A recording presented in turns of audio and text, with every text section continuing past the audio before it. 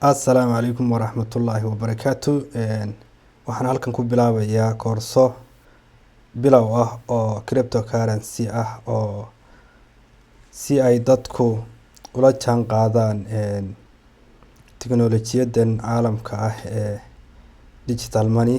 Marka isla socod wanaagsan koorsadeenii koobaad. Okay, waa maxay cryptocurrency? baan ka bilaabayna. Cryptocurrency waa laba eray oo magacaas cryptocurrency waa laba eray oo la isu geeyay oo ah crypto oo amni ah iyo currency oo lacagtii ah. Marka cryptocurrency waa lacagtii amniga ahayd weeye, saasay micnaheedu noqonaya. Marka waana lacag digital ah oo internetka ku shaqeyso oo aanad offline ahaan ku heli karayn. Inaad bangiga tagto oo kale aan sida lacagaha caadiga ah ee fiat money ah oo kale aan lagu soo saari karayn oo aanad isticmaali karin waxna ku gadan karin. Waa lacag online ka dhex shaqeynaysa. Qof intaad u dirtid uu lacag kale ku siin karayo, adna lagu soo diri karayo si xorriyada. Marka waa lacag si madax bannaan dadku ay u isticmaali karayaan oo aan sida dollarka ama euro-da ama dollarka oo kale bangiyada aanad ka heli karayn. Oo waa lacag digital ah oo ku dhisan cryptography oo ah wax amni ah oo maldahan oo micnaha markaad hadda damacdina transaction dirtid oo kale aan la ogaanayn xaggu ka yimi iyo xaggu ku socdo.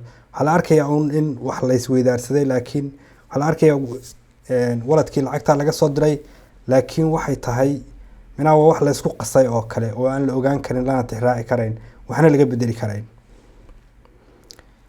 micnaha fikradaha madax bannaanida crypto waa waxay dadka ku soo kordhisay qof waliba inuu lacagtiisa isagu u madax bannaanaan karo oo gacanta ku haysan karo oo aanu jiri karin bangi dhexe ama dowlad u dhaxaynaysa qofkan lacagta haysta iyo qofka kale ee raba lacagta in loo diro.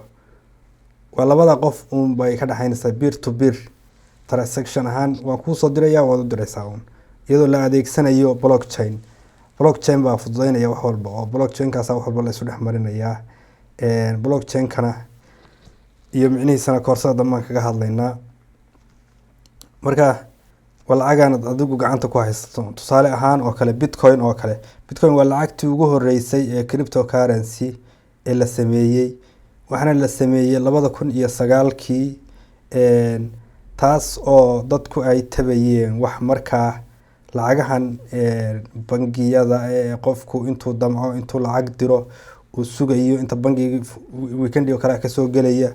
Qofku wuxuu sugayaa inta bangiga la furayo ama meeshii uu rabay inuu diro loo furayo. Marka waxay siinaysaa xorriyad inuu qofku isagoo hadda 7 maalmood 24 saacadood isagoo gurigiisa joogo oo telefoonkiisa gacanta ku haysta ama computerkiisa haysta inuu qof kale u diri karo, loo soo diri karo, wuxuu rabo ku isticmaali karayo, investment garaysan karayo oo lacagtiisa lacag kale uu ka sugi karayo inay u fuusho, faa'iidooyin ku samayn karayo. Marka waa lacag xorriyad sameynaysa. Dadku waa markii koobaad ay ogaadeen inay lacagtani tahay lacag qofku uu xorriyad ku dareemi karayo inuu lacagtiisa isagu gacanta ku haysan karayo. Marka 4 shay ee halkan noogu qoran bay sameynaysaa inay bixinayso online, kaydinayso qiimaha iyo maalgashi iyo lacagta oo diri karto. Halkan hadda labadan gacmood ee telefoonka aad ku haysatay adoo telefoonka gacanta ku haysta qof kale u diraysa markaas uu ku soo diraya oo kale. Waa lacag aad u fudud markaad fahantid. Waana dee caalamku hadda siduu u socdo. Waxaa laga yaabaa mar dhow in lacagahan caadiga ah laga guuro oo dee cryptocurrency dadku ay u guuraan oo waxna lagu kala gadan karayo la isticmaali karayo. Marka faa'iidooyinka cryptocurrency ay leedahay waxay leedahay waxaad diraysaa lacag adigoon bangi u baahnayn. Sida markii horeba dee soo sheegnay bangi adigaan u baahnayn oo kale aad diri karaysaa. Waa lacag deg khatarteeduna way yar tahay. Deg micnaha waxay deg ku tahay haddeer aad diraysaa transaction sameynaysaa within 3 minutes 4 minutes gudahood lacagtaadi waad haysataa. adigaan meel kale tegin, guri bangi tegin, meel kale wax ka soo qaadan, waad haysataa. Mina lacagtaadii waxaad ku sameyn karaysaa xakameyn adigaa gacantaada ku haysta akoonkaagii oo xakameynaya ama diraya ama lacagtii lagu soo diro waxaad rabtid ku sameysan karay. Macnaha xakameynta bangigii baa meesha ka baxaysa. Intaad bangi tagtid lacagteeda ii hay oo markaan u baahdan kaala baxaya oo kale, taasaa meesha ka baxaysa. adoo dunida caalamka meesha rabtid joogta baad diri karaysaa, lagu soo dirayaa oo aad isticmaali karaysaa. waa lacag been abuur iyo inaad wax khaldan baad isticmaashay waxaa ka dheer oo aad adigu xor u tahay full aad u haysatid lacagtaadii, yani waxaad rabtid aad ku isticmaali karaysid bay noo qeexaysaa. Okay, haddaba caqabadaha ay leedahay maxay tahay? Caqabadaha ay leedahay caqabadaheedu waxa weeye qiimaheeda volatility-geeda aada isu bedbedelaya. Waxaa laga yaabaa coin baad gadatay inuu coinkaasi markiiba hoos u daato. Hoos daadashadaas waxa keenaya warbaa keenaya lacagta kusoo baxay wadanka ka soo baxay wadanka Mareykanka saameeya lacagta kriptada maadaama uu dee wadanka adduunka isagu yahay hadda ugu tugtaroon ay isbedeli karayso, lacagtaada hoos u daadan karayso. Marka waxa lumaya oo xoogaa daadanaya waxa weeye lacagtii kashka hayd ee haysatay akoonkaaga korka kaaga muuqanaysay. Laakiin midhihii ama coinskii aad haysatay mar walba aad haysataa. Coinskii meesha kama baxayaan ee waxa xoogaa daadanaya ama akoonkaaga iska dhimaya waa kashkii aad haysatay. Marka haddii ay hoos tagto oo dee aad aqoonteedii leedahay oo aad riskiga qaadan karaysid, waxaa laga yaabaa hoos markay tagto inay soo noqoto. dee lacagtuna sidii liid cad saa uma socoto, liid dheere marba hoos iyo kor bay samaysaa saynu gadaal ka baran doono.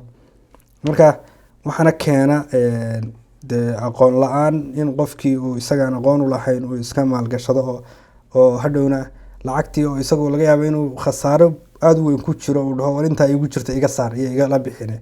Mina aqoon la-aanta keenaysa. Laakiin haddii uu aqoon leeyahay wuxuu dareemi lahaa lacagtaas hadday hoos tagto inay soo noqonayso uu hadhow faa'iido kasii samayn karayo. Khatartan amnina waxa weeye inaad adigu waladkaagii dee way dhacdaa, sometimes way dhacdaa waladada in lagu soo tixraaco emailkaaga oo kale meel kale, waladkaagu aanu si sakuur ahayn oo aanu sakuurad badan kuugu xidhnayn oo inta lagu yimaado lacagtaadii lagaa shubto. wayna taasna ka taxadirtaa oo aad aqoonteeda barataa sidee akoonkayga security uga dhigi karaya. taasna waa waxaynu baran doono gadaal ka ogaan doono. hadda qaybihii ugu horreeyay baynu maraynaa. marka gunaanadka waxaynu kusoo gunaanadaynaa crypto waa lacag digital ah, waana lacag ku shaqeysa si amni ah, madax bannaan oo aanay cidi kula haysan walaa bangi walaa meel kale ka madax bannaan oo aad ku isticmaali kartid blockchain technology. taasna ay kuu fududeynayso inaad adigu lacagtaadii u xor tahay oo diri karaysid, lagu soo diri karayo, wax ku gadan karaysid oo micnaha crypto kale aad si investment garaysan karaysid. marka casharkeenan waa maxay crypto, intaasaan kusoo gunaanadaynaa. waxaad la socon doontaan koorsada casharka kale ee ku xiga ee inoogu xiga oo ku saabsan waa maxay blockchain. marka blockchain technology baynu ku xijinaynaa. marka waxaynu ku jirnaa halganka nololeed wax kasta way kula kulmayaan haddii aad isbedel doonaysid. marka adigu intaad wax bilowdid ha ka ordine. haddaad koorsadan kusoo biirtay ama aad daawanaysid, waxaad samaysaa koorsooyinku say isugu xigaan u daawo. markaa wixii kaaga baxan ood garayso oo adigu xogtooda raadi. waxaad bilowdidna waxaan kugula talin lahaa inaanad ka hadhin ee aad ilaa gunta ugu hooseysa ka gaadhid. hadal baan ka hayaa Sheekh Mustafa ilaahay cimrigiisa u barakeeya uu yiri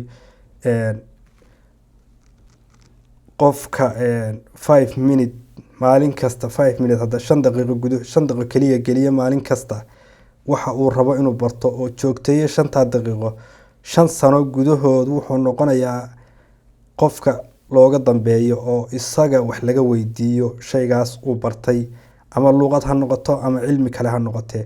waa 5 minute kaliya 5 daqiiqo gudahood hadaad gelisid waxa aad rabtay inaad baratid within 5 years waxaad noqonaysaa qofka looga dambeynaya. marka koorsadan haddii aad bilowday hadda aad daawanaysid ha ka tegin, daawo ilaa koorsooyinku say isugu xigaan.